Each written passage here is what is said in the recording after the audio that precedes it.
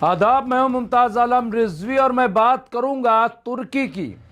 जी हां, तुर्की जो एक ताकतवर मुस्लिम मुल्क है, इसके साथ साथ तुर्की के सदर रजब तैयब अर्दोगान जो अपने आप को मुस्लिम देशों का खलीफा गर्दानते हैं।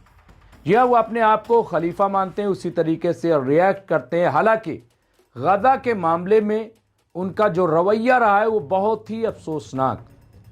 उन्होंने सालसी की, उन्होंने जंगबंदी पर बातचीत की, उसमें कतर भी शामिल रहा, उसमें मिस्र भी शामिल रहा, अमेरिका के साथ बैठ करके बातें की, लेकिन गजा की जो हालत है वो सब आप जानते हैं कि वहाँ पे किसी भी तरह से हमले रुकने का नाम नहीं ले रहे।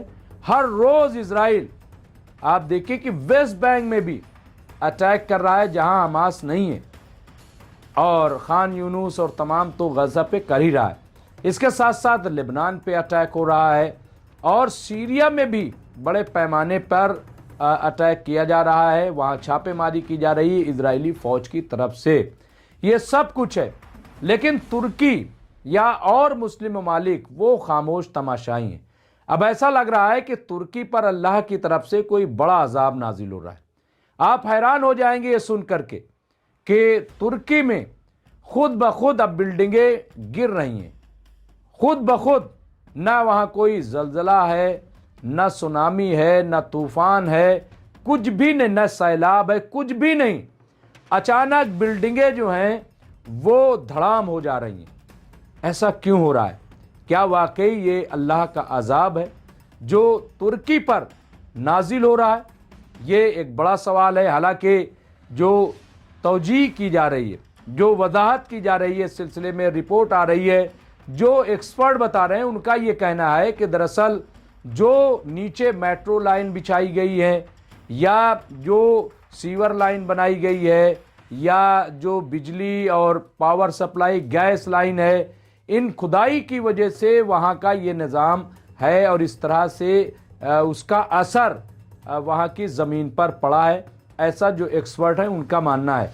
तो क्या वाकई यही वजह है कि मेट्रो लाइन, जबकि हम सब जानते हैं कि मेट्रो लाइन जब बिछाई जाती है तो उसका टेस्ट होता है, टेस्ट के बाद चीज़ें देखी जाती हैं।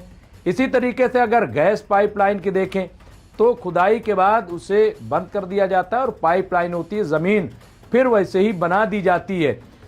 बिजली सप्लाई हो या और इस तरह से जो, ठीक है, नीचे ज़मीन पे काम हो रहा है, ज़मीन की खुदाई हो रही है, मेट्रो लाइन बिछ रही है, उससे तब्दीली आ सकती है। लेकिन जिस तरह से इमारतें धंस रही हैं, जिस तरह से इमारतें गिर रही हैं, बिल्कुल ताश के पत्ते की तरह बिखर रही हैं, तस्वीर आप देख सकते हैं, वो बहुत ही हैरान करने वाली, वो बहुत ही चौंकाने वाली है। अभी इस पे सब सर जोड़ करके बैठे हैं कि आखिर ये हो क्या रहा है। तुर्की में वैसे भी आप देखिए कि वहाँ के लोग जो है वो मौजूदा सरकार से नाराज़ हैं। नाराज़ इसलिए हैं कि तमाम तर ख़राब हालात के बावजूद तुर्की जो है वो अमेरिका की चापलूसी में लगा हुआ है। वो इजराइल पे बयानबाजी तो करता है, इजराइल को आतंकवादी तो कहता है, लेकिन जब उसके खिलाफ कार्रवाई करने की बात आती है तो वो कार्रवाई नहीं करता, बल्कि छुपे, चोरी छिपे जिसको कह लीजिए, वो इजराइल की मदद करता दिखाई दे रहा है। अभी अब बार बार तुर्की कहता है कि हम गाजा में अपनी फौज भेजेंगे। तुर्की की तरफ से ये खबर भी आई कि 2000 की फौज ट्रेन शुदा तैयार है। ये तमाम बातें हैं। इजराइल कह रहा है कि हम तुर्की की फौज आने नहीं देंगे, बाकी जिसको आना हो आए। लेकिन सवाल ये है कि आप फौज भेज रहे हैं, आप ये तमाम बातें कर रहे हैं, लेकिन आप इजराइल से पूरी तरह से अपने रिश्ते मुनक़ता नहीं कर रहे हैं, उनसे तजारत बंद नहीं कर रहे हैं, और चोरी छुपे जो मदद हो रही वो आप कर रहे हैं। ऐसा क्यों है? ईरान लगा हुआ है। अभी बीच में ये खबर आई थी कि ईरान, तुर्की और सऊदी अरब, ये एक 3 मुल्क जो बहुत पावरफुल है, अब वो मुत्तहिद हो रहे हैं और मुत्तहिद होकर के इजराइल के जालिमाना अमल को रोकने पर काम कर रहे हैं। तो क्या वाकई इसमें कोई सच्चाई, इसमें सदाकत है? सही है कि ईरान कोशिश कर रहा है। ईरान मुसलसल जो है वो तुर्की के राब्ते में है, सऊदी अरब के राब्ते में है। अभी आपने देखा कि सऊदी अरब के जो क्राउन प्रिंस हैं वो अमेरिका के दौरे पर गए थे। जो सौदा पहले रक्षा सौदा या डिफेंस जो उनकी डील हुई थी वो 400-500 मिलियन थी, अब वो 1 ट्रिलियन चली गई है, यानी और बढ़ा दिया है। इसके साथ साथ उन्हीं की मौजूदगी में जब वहाँ पे मोहम्मद बिन सलमान मौजूद थे, क्राउन प्रिंस मौजूद थे, तो अमेरिका ने हमास को धमकी दी कि अगर ये डिसआर्म नहीं होते तो फिर जंग शुरू हो जाएगी। जंग नहीं बल्कि कत्ले आम कहिए, क्योंकि जंग तो 2 मुल्कों के बीच में होती है और गजा कोई मुल्क नहीं है बल्कि वो एक शहर, एक छोटी सी स्टेट है जिसमें 24-25 लाख लोग थे।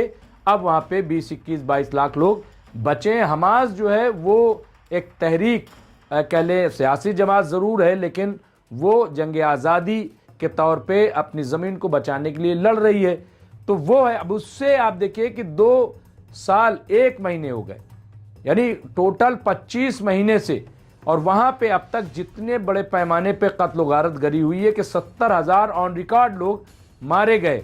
और दुनिया देख रहे, अभी ठंड पड़ रही है, वहाँ सैलाब है, पानी जो है अब आ गया, ठंड है, लेकिन ना लोगों के सर पे छत है, न दवाएं हैं, न खाने पीने का सामान है, और ये सारी चीज़ें रोकी जा रही। जबकि तय क्या पाया था जब जंगबंदी हुई थी कि वहाँ पे हर रोज़ 600 ट्रक जाएंगे, तो क्यों नहीं गए? इजराइल कहना है कि दरअसल डिसआर्म नहीं हुए, तो डिसआर्म की बात तो वहाँ पे हुई नहीं थी। वो आहिस्ता आहिस्ता जब वहाँ इंटरनेशनल कोई फोर्स आ जाएगी, या ये तय हुआ था कि जो फिलिस्तीनी अथॉरिटी है जब उसकी कोई नेशनल सिक्योरिटी फोर्स बन जाएगी तब हम उनके सामने सरेंडर कर देंगे। तो क्या इतनी बात अमेरिका नहीं समझता? ये तमाम चीज़ें हैं, लेकिन इस पर आप देखिए कि तुर्की जो एक ताकतवर मुल्क है, इसमें दो राय नहीं है, उसकी जो चुप्पी है, उसकी जो खामोशी है, उससे उसके अवाम नाराज़ हैं। वहाँ पे प्रोटेस्ट भी गाए बगाए होता है, वहाँ से गजा के बारे में आवाज़ भी उठती है, लेकिन उसे दबा दिया जाता है। अब ये जो सूरत हाल आ रही कि इमारतें मुनहदिम हो रही, इमारतें खुद ब खुद से गिर रही हैं, तो ये भी कहा जाता है कि ये दरअसल अल्लाह की तरफ से अजाब है। ये अजाब नाजिल हो रहा है तुर्की पर, वहाँ जिस तरह के हालात हैं। तो बहरहाल, लेकिन एक्सपर्ट ये कहते हैं कि ये दरअसल जो खुदाई हुई है मेट्रो को लेकर के, गैस पाइपलाइन को लेकर के, तमाम, तो क्या ये माना जाए कि दुनिया में जहाँ जहाँ भी मेट्रो लाइन बिछाई गई हैं या गैस पाइपलाइन निकाली गई है या इस तरह के निज़ाम किया गया है, वहाँ भी मुस्तकबिल में, भविष्य में, क्या वहाँ भी इस तरह से बिल्डिंगें गिरेंगे? ये भी कहा जा रहा है कि कुछ बिल्डिंगें जो हैं वहाँ पे पुरानी हैं।